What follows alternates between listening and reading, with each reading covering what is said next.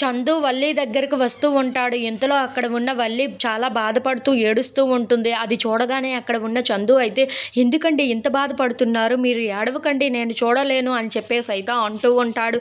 ఆ మాటలు వినగానే అక్కడ ఉన్న వల్లి మాత్రం, మేము ఈ పెళ్లి ఖర్చులు తట్టుకోవడానికి కాస్త డబ్బు కావాలి అని చెప్పేసి అయితే అంటూ ఉంటుంది. ఆ మాటలు వినగానే అక్కడ ఉన్న చందు అయితే ఒక్కసారిగా షాక్ అయిపోయి, అదేంటి పెళ్లి ఖర్చులకు మీ దగ్గర డబ్బులు లేవా అని చెప్పేసి అయితే అడుగుతూ ఉంటాడు.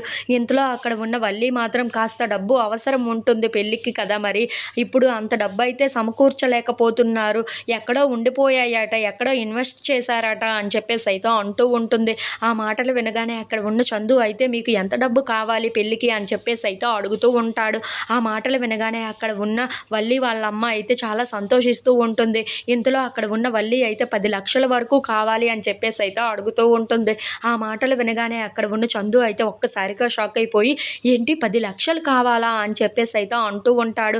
ఆ మాటలు వినగానే అక్కడ ఉన్న వల్లి అయితే, అవునండి, మరి పెళ్లి ఖర్చులు అన్న తర్వాత అన్నీ ఉంటాయి కదా, మరి అందుకే ఒక 10 లక్షల వరకు కావాలి అని చెప్పేసి అయితే అంటూ ఉంటుంది. ఇంతలో అక్కడ ఉన్న వల్లి వాళ్ళ అమ్మ మాత్రం, ఏం చెప్తాడా వీడు అని చెప్పేసి అయితే అలా అక్కడ ఉన్న చందుని చూస్తూ ఉండిపోతుంది.